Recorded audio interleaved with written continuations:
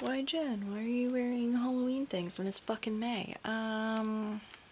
Because every day is a Halloween around here.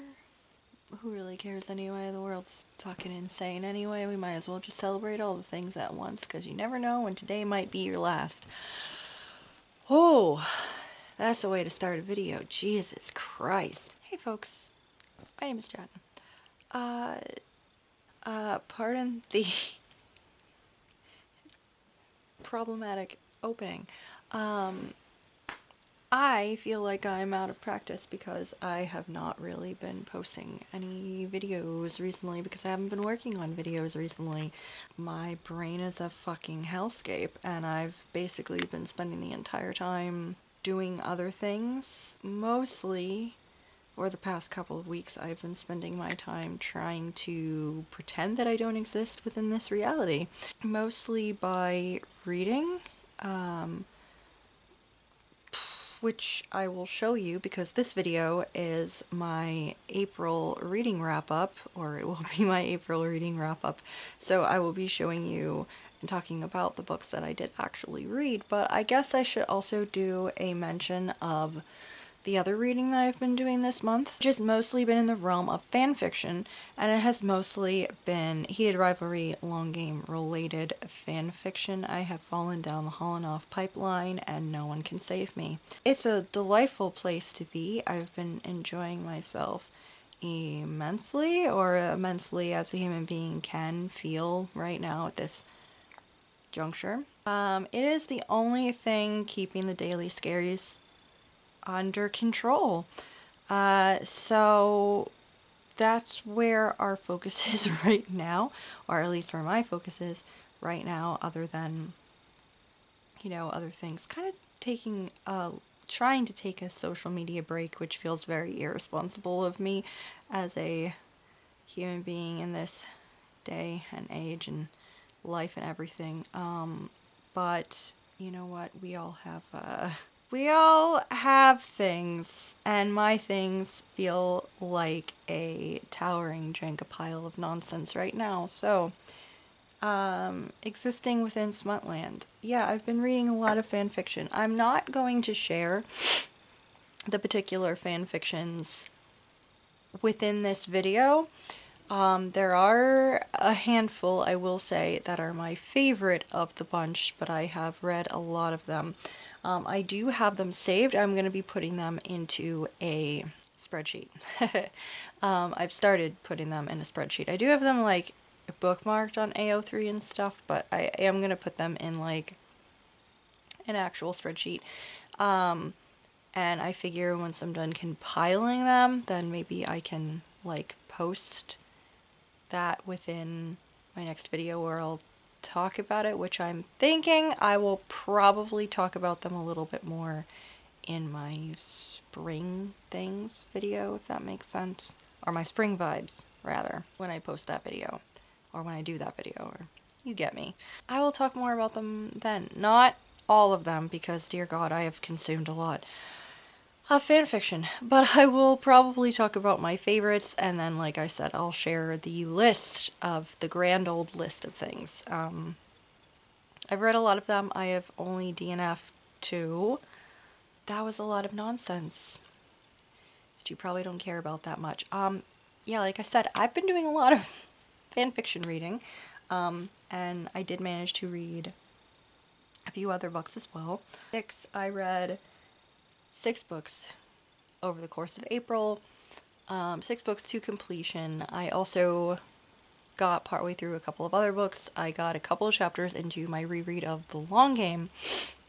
Yeah, I know I read that in like January. I'm reading it again. It's fine. You'll see why. And then I got about halfway through an audiobook. I got, excuse me, 67% of the way through A Werewolf's Guide to Seducing a Vampire by Sarah Hulley. So I have not finished it yet. I have been enjoying it. I have a couple of thoughts of where I think the book is going to be going, but I'm not 100% sure. Apparently it's book 2 within a series. I was not aware that I was reading book 2 originally, but it's okay, because I don't think I needed great amounts of context for things. But yeah, I'm enjoying it. I'll probably finish it this month of May, and I'll have more thoughts about it then. Anyway, the books that I did actually read. So, my monthly things. Did I read anything from my nightstand of shame? No. Did I read any classics? No. Did I read any banned books from the banned book thing? I did have a book that I wanted to read. I wanted to get through The Handmaid's Tale. My brain has been a cesspit. Did not. So yeah, didn't do that either. However, did I read a nonfiction book? Yes, I actually reread a nonfiction book. I reread Earth, Air, Fire, and Water. More Techniques of Natural Magic by Scott Cunningham. If you watched my March wrap-up, I believe, you will have seen that I read the first book of that, the techniques and stuff. I read that last month. This is the second part. Same deal as the other one, same deal as all of the books. These are books that I've already read. I read them a few years ago, when I started, like, studying and stuff. I really love Scott Cunningham's works. I think the most of any, witchy type books that I have read over the past several years.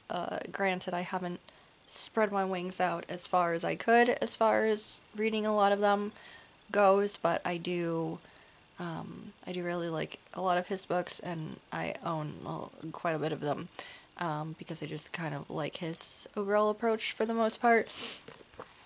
Even though I can admit that some of his things are slightly dated, but overall pretty good.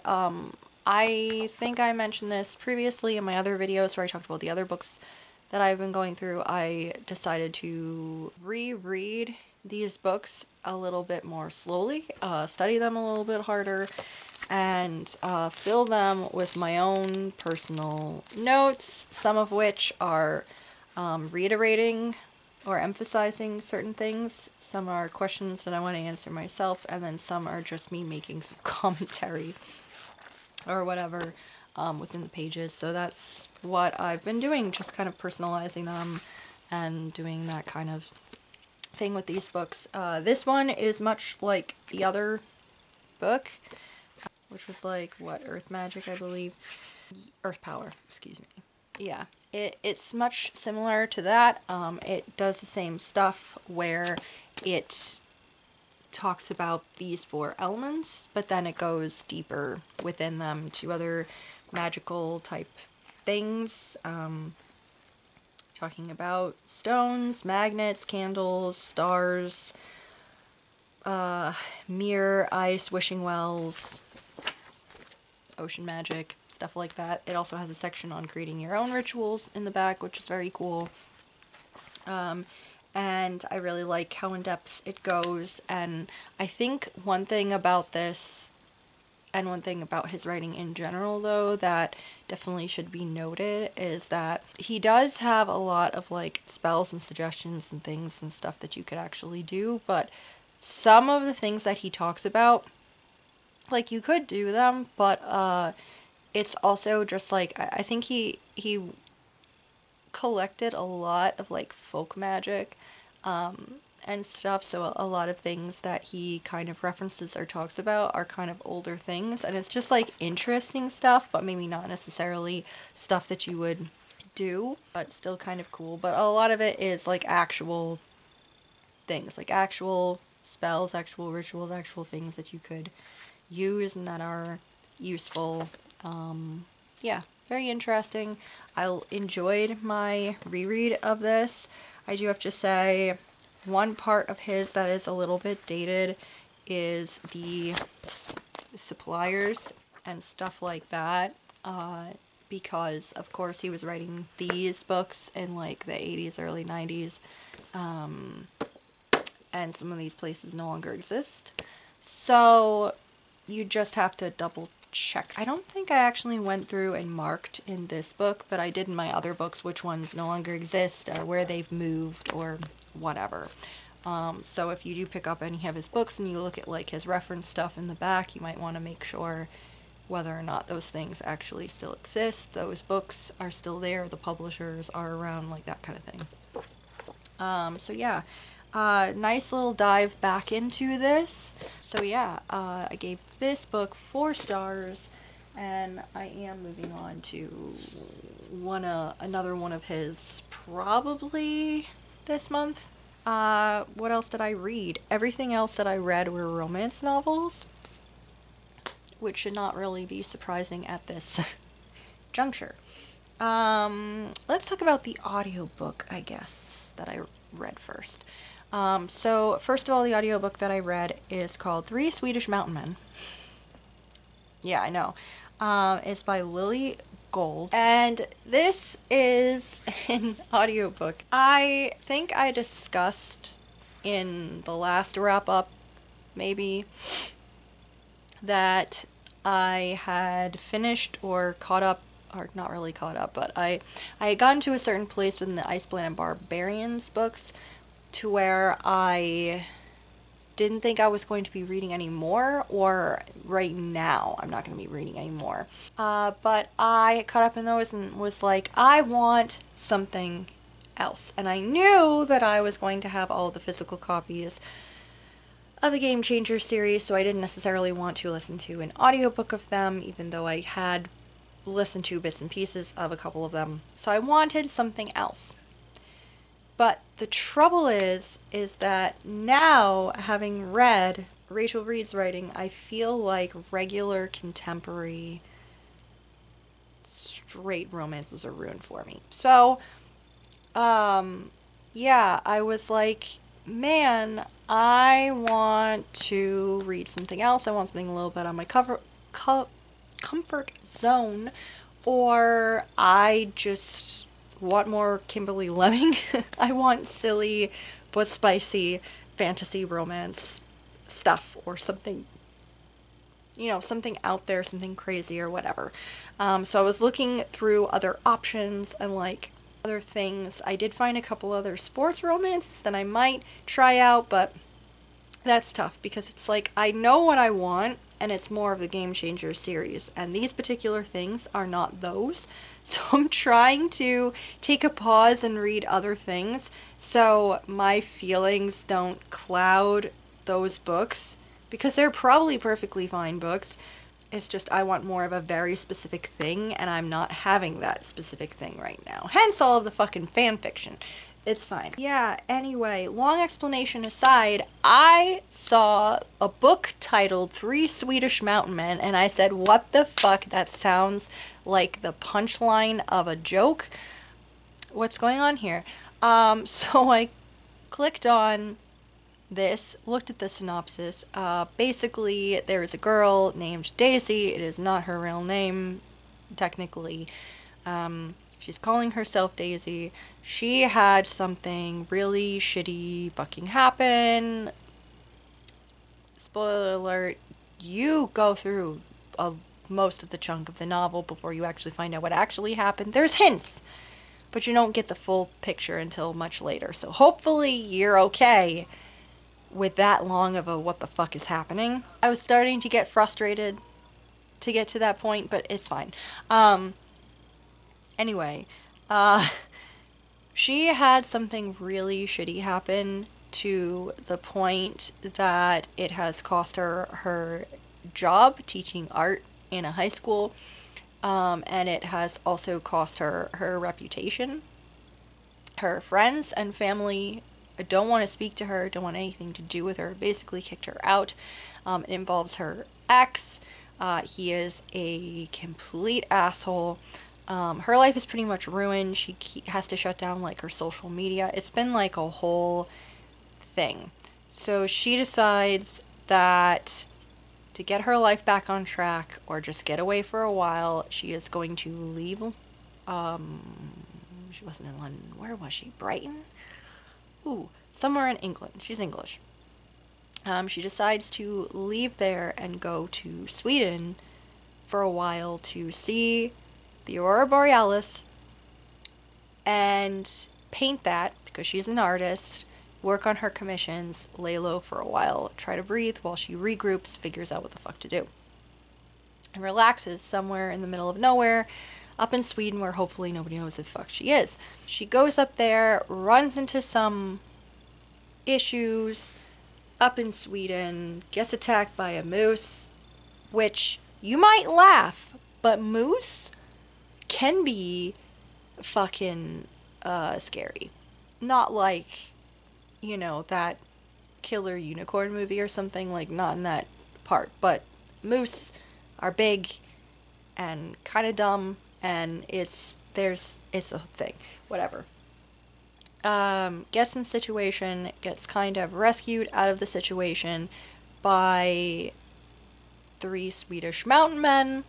They are 3 friends who live in a cabin up in the middle of nowhere in Sweden, far away from everybody else. They are childhood best friends, pretty much. You know, can I remember the names of any of them? No, I fucking cannot. But you have, basically like you would in any kind of reverse harem, or we're not calling it that anymore.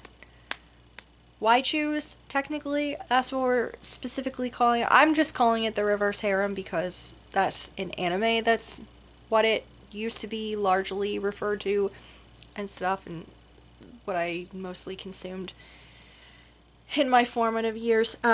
So anyway, why choose these 3 guys? You have the typical ones. You have the super fucking grumpy one who's kind of a jerk, and who knows why the protagonist wants anything to do with him at all. God only knows, but he's really grumpy and also kind of hot, but also really grumpy.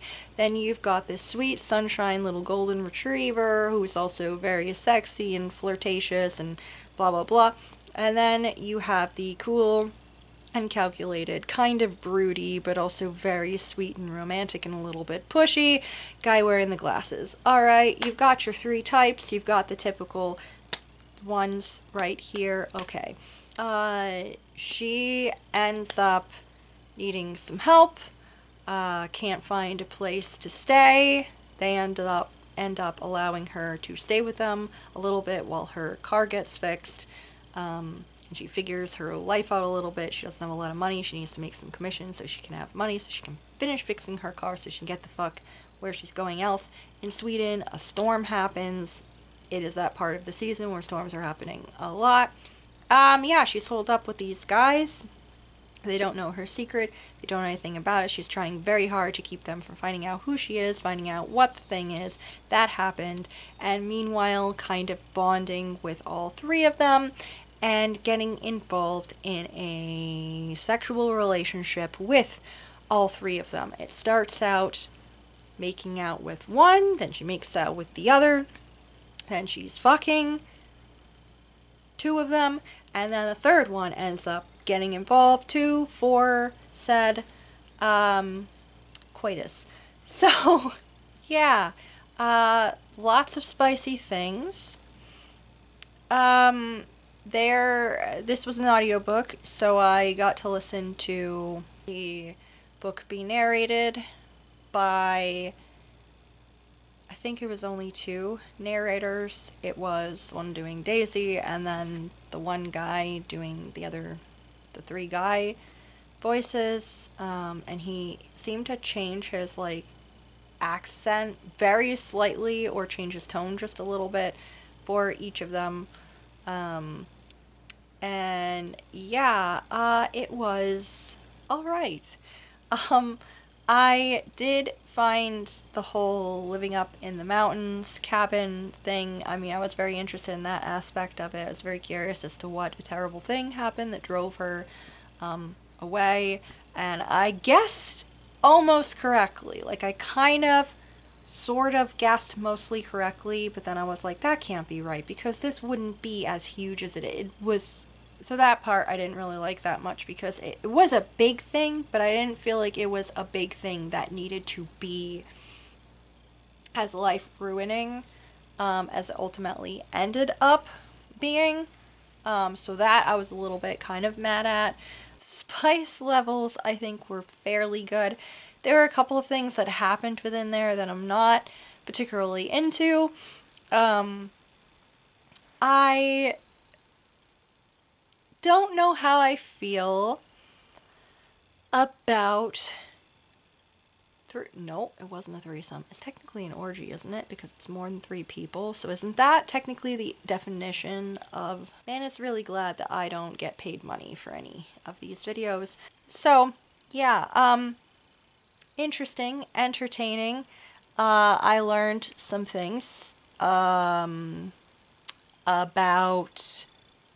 group sex. I learned some things about myself. Or rather, I reiterated things for myself, such as I would never be interested in doing that. I mean, if that's what you're into, fucking more power for you. Like, that's wonderful. I hope you get all of the action that you enjoy. Not me, because the only thing that I can picture in the back of my head, even while I am listening to something like this, and some of the spice does indeed sound spicy, I'm just thinking about, my God, I would have a fucking panic attack if that many hands were on me at once. Like, I think I would legit just pass away from absolute sheer mortification and anxiety. It's a lot. I just keep picturing in the back of my head that part in The Watchmen, you know, whether it's the comic or the actual movie where, what's her face? I can't remember. The one superhero girl is having some time with her big Mr. Dr. Manhattan big blue guy, and then all of a sudden it's like there's multiple hands on her, and it's because he is actually busy with something, so he just cloned himself and is having his clones kind of take care of business with her, and she gets very offended. I mean, yeah, that's offensive, I guess. It's mostly just like, my God, all of those hands at once. I can't, that scene out of my head and how uncomfortable it is. Yeah, anyway, that is to say that this is the second Why Choose book that I have partaken in, and I think it probably will be my last, because I gave it the good old college try. I read that Kimberly Lemming one, which was the Why Choose, which I didn't enjoy that aspect of it, because to me, in a group, like I said, the Why Choose, or the, like in anime, the reverse harem situation, I always think there is a top boy. There is one correct answer as to who the top boy is, and unfortunately, most of the time, the main character tends to pick the wrong one. They always seem to pick the one that they're like, I just gotta fix him, and I'm like, girl, let him fix himself. But in a Why Choose, at least, she's not just saying, okay, one is the top boy. She's saying, I have all of the boys. Which, fair enough, girly. You can have one for every day of the week, I guess. But I just don't enjoy it, because 2 of them were pretty cool. The third one, my God. Was not into him, still an asshole, don't care how much he changes, terrible person, whatever. The other 2 were okay, but at the end of the day, I don't know, maybe this is just me admitting to everyone in the world that I am monogamous. I can't with more than one. Not my cup of tea, and again, reiterated for me that not my cup of tea, and I don't think I really enjoy that subgenre or trope or whatever you want to call it. So I think this is probably the last Why Choose I'm gonna read, unless someone out there tells me, girl, you gotta check out this other one, no lie, the plot, or whatever. I don't know. I can be maybe convinced, but this is the last one I'm choosing for myself. It wasn't bad, but again, like I said, just not my cup of tea. There were some aspects of the characters I am particularly like. I found Daisy herself to be pretty frustrating at varying points of the book, and I could totally understand where she was coming from and her fears of what the guys might think of her, but at the same time, getting to know them and different things like that, I was like, I feel like when a dude has been inside you that many times, you gotta at least let him know some things. I don't know, like, it, okay. Moving on, anyway, that was like 4 stars. The ending was kind of okay, but also felt like the ending of a cheesy movie, so, the ending kind of killed it for me slightly. I mean, it was good, it was fine, but it just felt a little bit too much cheese, I guess, I don't know. Anyway, yeah, I did give it 4 stars, and the audiobook was not bad. I may or may not check out more Lily Gold books in the future, unless they're white shoes. Next up, what else did I read? I read books 2 through 4 in the Game Changers series. So, yeah, I had a very good time, with all of these, and I think this now has Rachel Reed pretty high up on my list of romance authors that I really enjoy. My gosh, yeah, what did I think about these? Well, guys, you already know how I feel about Heated Rivalry because I already read it. This is my 3rd time reading it, Christ alive.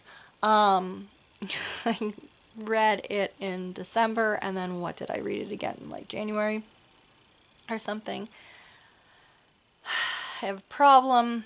Yeah, so I read it again, because I read the first book, Game Changer, last month, and decided I was going to get all of the copies of the books and read all of them because I was preparing for Unrivaled to be coming out, and then I found out that Unrivaled is now not coming out until next year, which, oh my god.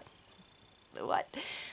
It's fine. Rachel, I hope you were feeling very fine. Not that you're ever watching any of these videos, but if you ever hear about this, I hope everything is going wonderful with you and you are alright and doing well, and I can't wait to read the next book. But anyway, oh man, I'm sad that it's not coming out yet. But anyway, Heated Rivalry.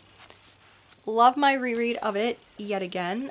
This time I almost was like, should I annotate it? And then I was like, girl, you're so extra, you don't need to annotate it. But I am thinking that the next time I read some of my favorite romance novels, I will actually do that, which I have never done that with any of them before. But I might actually do that next time. Fan service included, because you know I read that one a lot. Anyway, Game Changer series, hockey romances. Yay, hockey romances. Wonderful series. Heated Rivalry is between 2 rivals, obviously.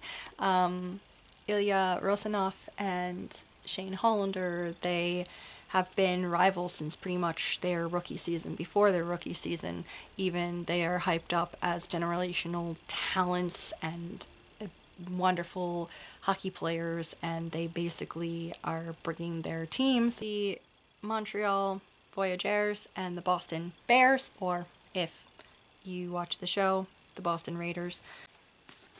And they, they brought them to championships. They're great players. They're like the best players in the league, best players on their team, both captains of their teams. But they've also basically been fucking since their rookie season. Are fooling around with each other since then, and they've had this spark and interest in each other since like the summer before. Nobody knows about it. They've been keeping it on the DL, meeting up in hotel rooms and in this apartment building that Shane owns. And yeah, but meanwhile, this is supposed to be a very casual thing that they do, and they're both fucking idiots because they have feelings for each other, but they're just not discussing or really addressing the fact that they have feelings for each other. Ilya is bisexual. Shane is coming to the realization that, well, hell, he might be gay. And yeah, it's them kind of figuring their shit out, and also their slow burn of a love story, although you wouldn't think it was slow burn because there's banging in the first chapter in the prologue. But yeah, these two, it's them figuring out how they feel about each other, really, over the course of casualness. I have read a lot of different types of things. I don't think I have ever read a romance like this before, technically. I've read plenty where people aren't technically in a relationship, and then I've never read one where people are casual for like 7 years, pretty much, while they figure their shit out. Like, this is new to me. And I really enjoyed this a lot. I loved my reread of it. I love their banter with each other. The fucking yearning. My god. I didn't think I was that much into, like, the yearning. No, I am. I love it. I love the growth. I love the support they have for each other when they let each other in. Figuratively, literally, all of that. I love their competitiveness and how it's not really an enemies to lovers. And I have discussed before, I think, that I'm definitely usually not an enemies to lovers girl. There are a couple of exceptions to that rule, but for the most part, it's not really my favorite thing. However, I think I can get behind rivals to lovers, because these two, like, they don't really hate each other. Like, everyone in the NHL, they're always trying to make out that these two fucking hate each other and have hated each other for years, but they really don't. I mean, besides the fact that they are catching feelings for each other, they also respect each other a hell of a lot. They want to be at the top with each other. They feel like they will be at the top together. They will make it there because each other makes the other one better. There was no one better than them, but them playing against each other forces the other to be their best. And it's just, there's something just very heartwarming and really fucking spicy about that. And their competitiveness is a large part of the spice too, but also the soft moments are also really something as well. I just love this book. I loved revisiting it. When I finish my reread of The Long Game, I'm probably going to rewatch the show again, and then I'm going to try to take a pause and read something else for a little bit, because all I have been reading practically is smut. So I'm going to try to take a breather for a little bit and try to read some of the other things that are on my spring TBR that I haven't touched. So yeah, loved this. I think originally it was 4 stars, and then I changed my rating to 5 stars after this other reread because fuck it. Next thing I read was Tough Guy, which is book 3, and this involves Ryan Price, who is he is a defenseman on, well, he's bounced around on teams a lot. He was briefly mentioned in here as on a team with Ilya for the Bears or Raiders. He was on that team for a short while, but he tends to not really stick around with a lot of teams. He is huge. He is a big guy. He's like, I think supposed to be like 6. You could probably tell from the picture how much taller he is than Fabian. He's like 6'6", I want to say, 6'7", something like that. Dude's fucking massive. He's basically a giant fucking Viking or something. He's huge. And he looks really scary, and he is known kind of as the enforcer, and that's why teams often get him, is because he is there to break some faces and protect the star players on the team. That's his job. Even though that is not necessarily the job of a defenseman, that's not really necessarily what he is supposed to be doing, but because he looks so fucking scary and is so huge and is a good fighter, he is pretty much the guy that they send out for blood. But he is actually a giant fucking cinnamon roll who hates hurting people, and he also has some massive amounts of anxiety, like really big time anxiety. And he faces his fears every single week pretty much because he is fucking terrified of flying. And when you're a hockey player, you have to fly on planes quite a lot. So he faces these fears all the time. He recently has gotten traded to the Toronto Guardians, which is a terrible team, which we will get into in one of the other books about kind of why they're terrible, but they're kind of terrible. There's a couple of bullies on the team. And overall, the attitude there, not great. Ryan is also gay. He has kind of stated that he is, and people mostly know that, but he's not like super duper open about it, but it is something that's just kind of out there. And no one on the team is totally really messing with him because, again, gigantic, scary fucking guy. Moving back to Toronto, he runs into an old friend, sort of acquaintance, Fabian Salah. Fabian's family is super into hockey. They used to host teenage boys for like the juniors hockey when he was younger, or growing up rather, and Fabian just hates hockey. He's not into it. His sister, I believe, plays hockey, but Fabian is gay and super out there about it. He's also like very flashy and tends to wear very like flashy feminine things, and he's a musician and an artist and just living his life out there. And he has always had this pressure of not really being the son that his family wanted. So he holds some resentment for hockey players in general. But when he was a teenager and Ryan was boarding with his family for a little while, he found that Ryan was a little bit different. Ryan was quiet. Ryan was actually kind to him. Ryan talked to him sometimes, sort of, because Ryan's also very quiet. And he remembers that, but at the same time is like, oh, I hate fucking hockey still.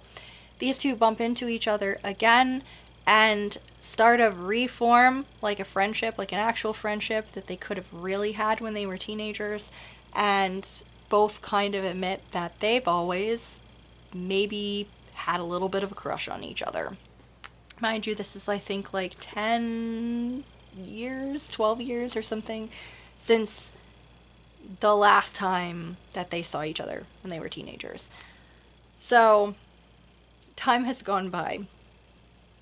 But Fabian is very kind of himself and very out there and everything. And Ryan is not. And he has like all of this anxiety and some hang-ups and stuff like that. And it's very sweet the way these two are with each other. Fabian's also very flirtatious. And this book made me laugh so fucking much. Like, the way Fabian and Ryan are with each other, Fabian's like inner thoughts and things, and also his interactions with his friends. Like, I laughed out loud while I was reading this book so fucking much. Like, it was hilarious. I think this might actually be the funniest book out of the whole series. I enjoyed this one so much.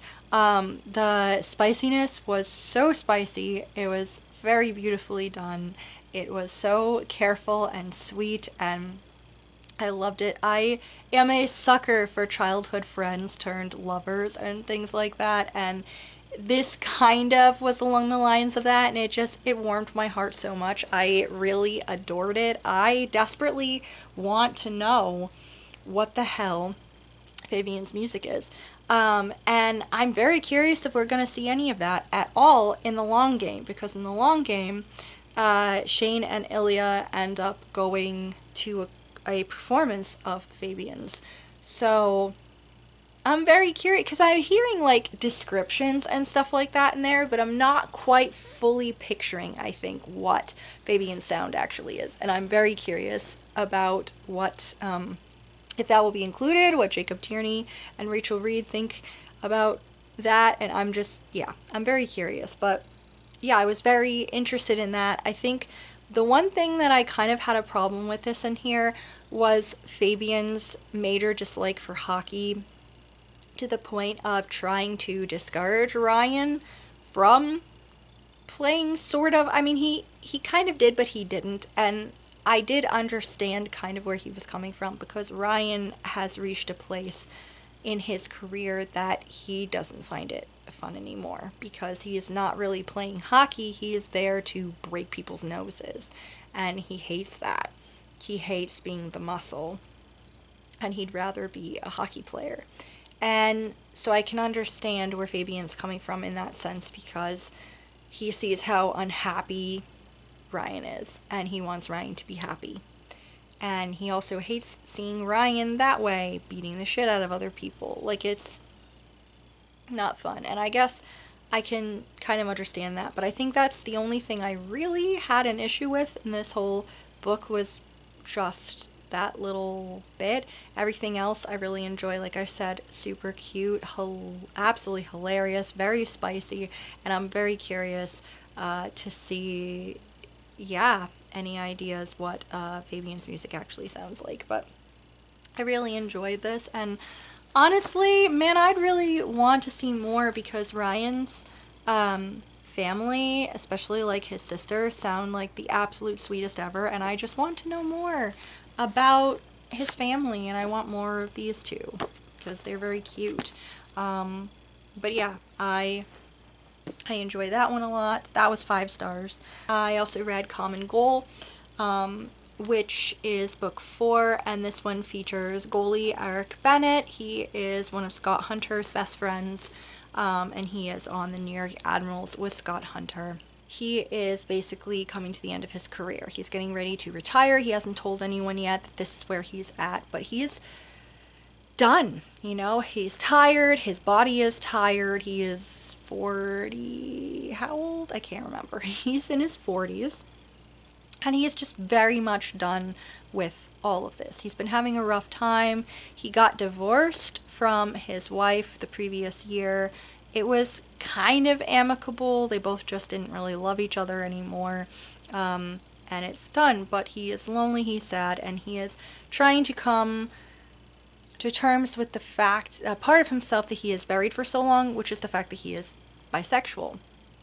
And he is trying to be out there a little bit, but not be so obvious about it, because he's worried about what his best friend Scott will think, even though Scott now is openly gay.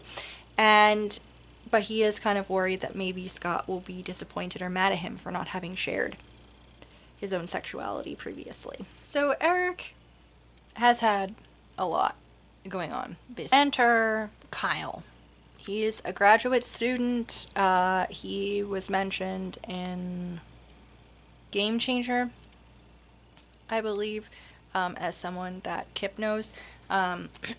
He is a bartender at the Kingfisher, which is a bar that a lot of people tend to hang out at. A lot of characters in Game Changer.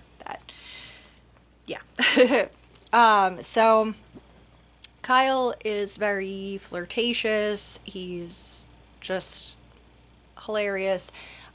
He has noticed Eric before and finds him really hot, but Kyle is also still kind of hung up on Kip a little bit.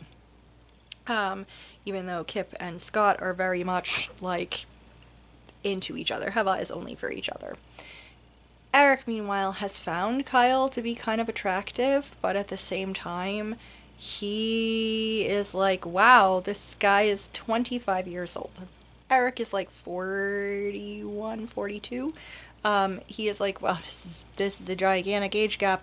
This is a terrible idea. But Eric also is not very experienced. He has never gone out with a guy. He's never done anything with a guy, and he's very nervous about how to get to do that.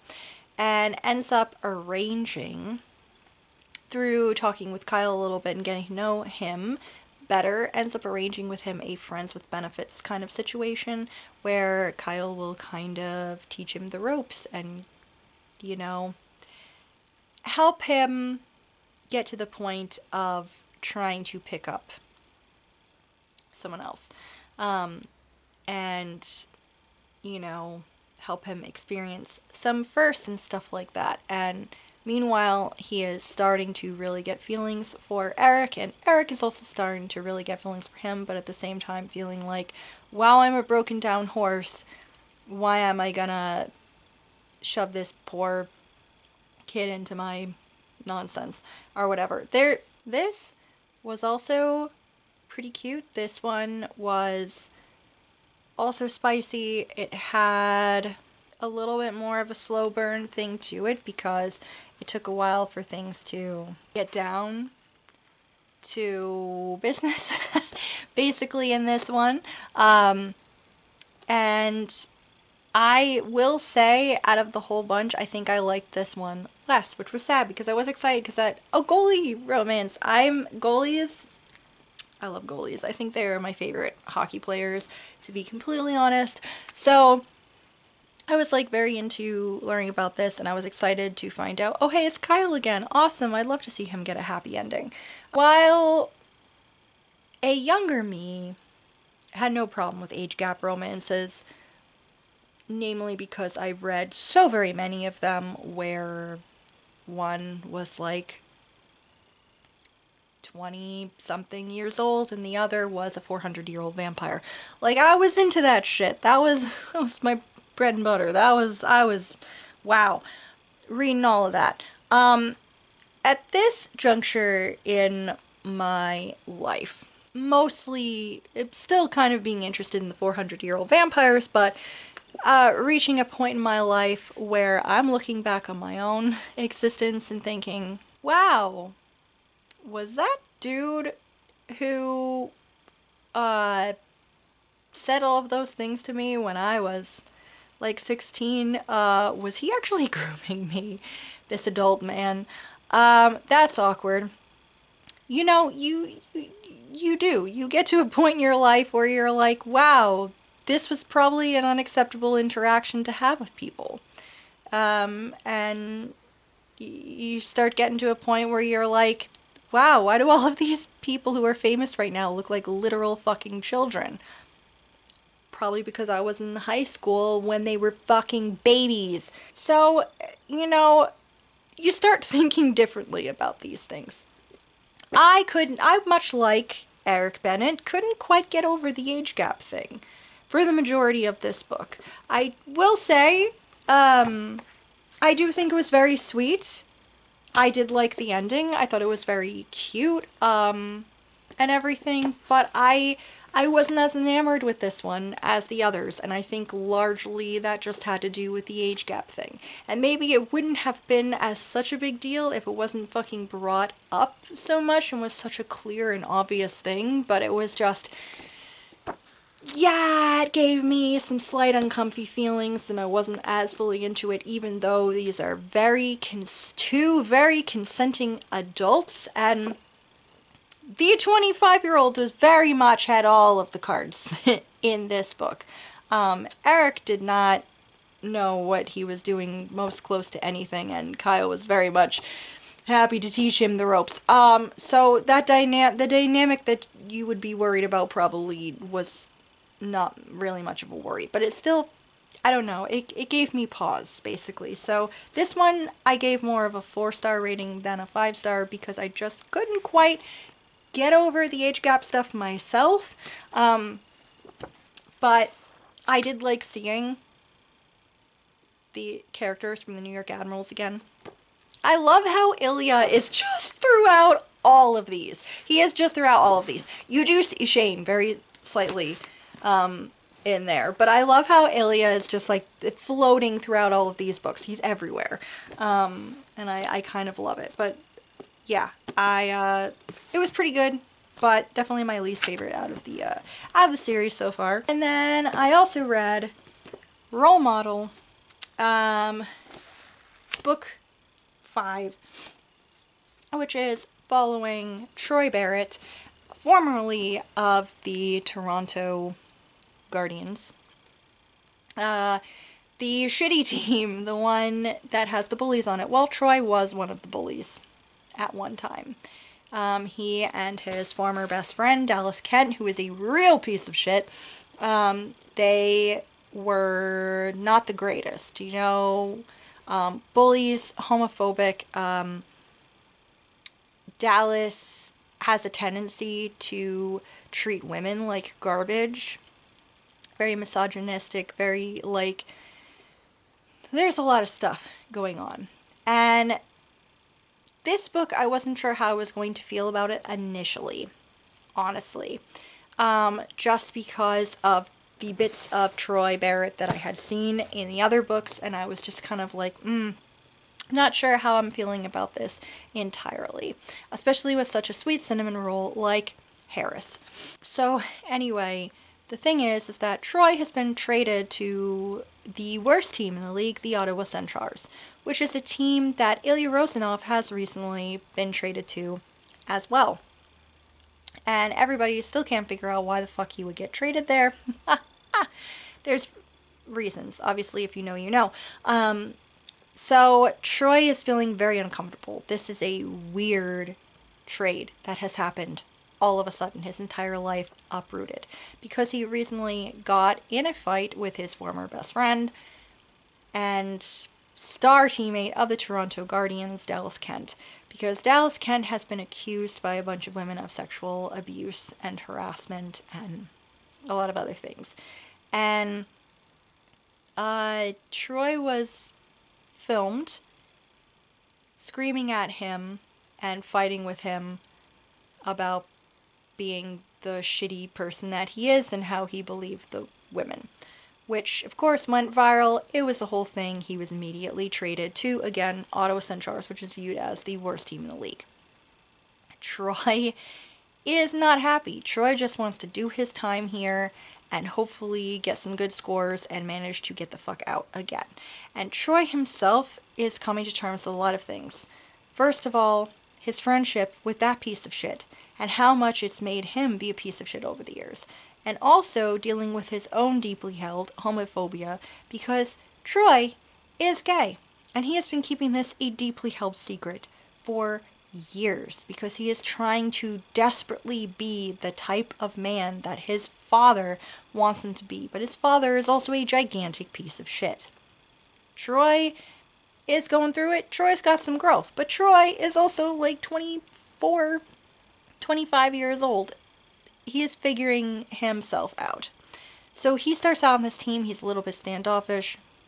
Obviously, going through it. I wasn't sure what to think about him initially, but it didn't take that many chapters for me to be like, oh, you poor, sweet, sad puppy, alright. You have my whole heart. I'll give you a chance. I wish only the best for you.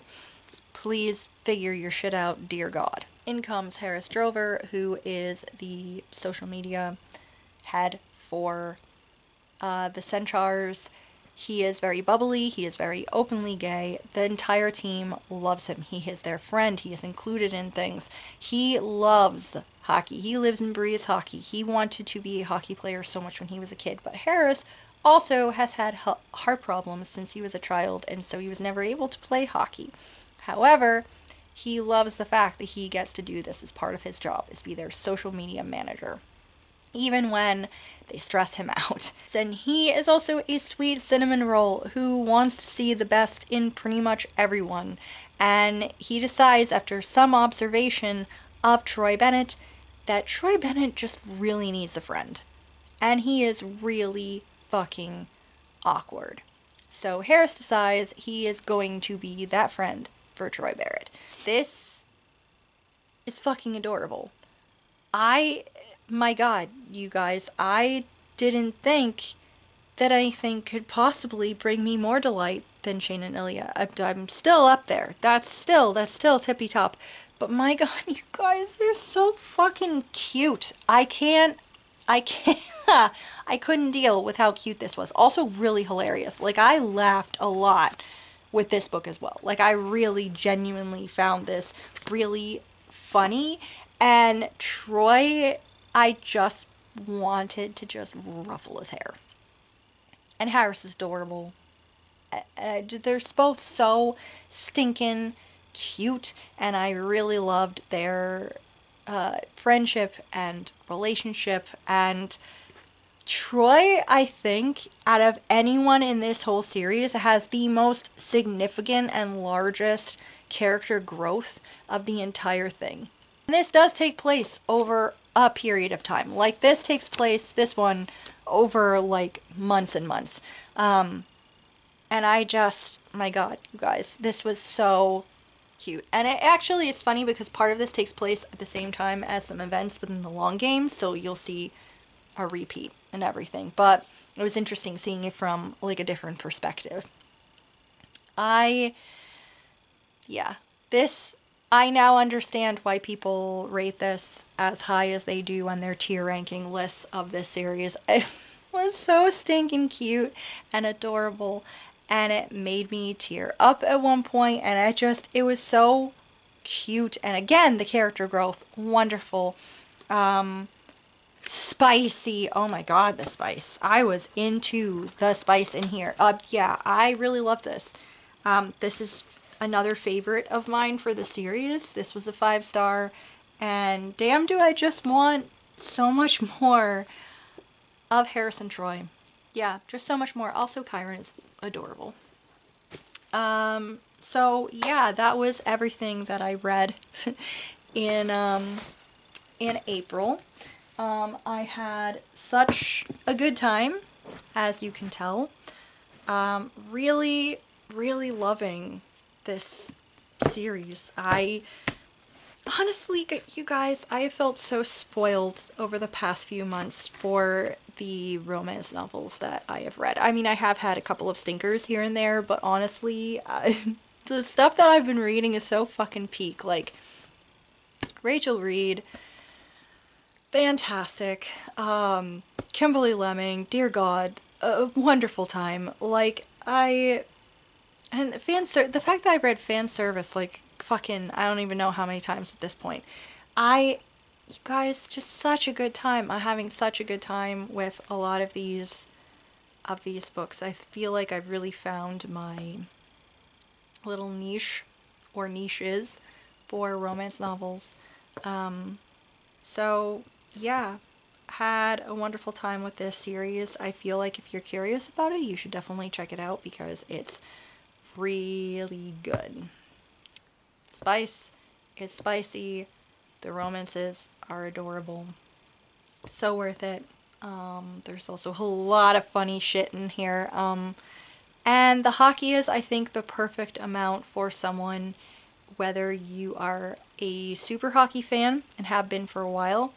From what I've heard about one of the posts of Reading Smut, she has been a super, like, lifelong hockey fan and thought that this was a good amount of hockey. I am a rather new convert to hockey, new-ish, and I enjoy the amount of hockey, but also people who don't know anything about hockey have been enjoying it as well. I think it's, like, the perfect amount. There's, like, stuff in there, you don't need to know really anything about it, other than, well, obviously it takes place in ice. But it's, yeah, it's got plot, it's got character growth, humor, everything. Just adorable. And, super sweet and everything. Yeah. Anyway, good time with what I read last month. This was everything. Thank you so much for watching, you guys. Sorry this video is a little bit, well, actually this video in particular is not late. I'm pretty early with my wrap-up video. A video in general is kind of late, so I'm sorry about that. I'm trying to get out of my head more. But yeah, anyway, thank you so much for sticking around. Thank you for watching this. Thank you for always watching. If you're new here and you would like to subscribe, please indeed do so. I promise that I don't always have such significant gaps in posting as much. Life's been rough the past couple of years, you guys. I'm sure y'all know. So, anyway, thank you. I hope to see you in the next video. Bye.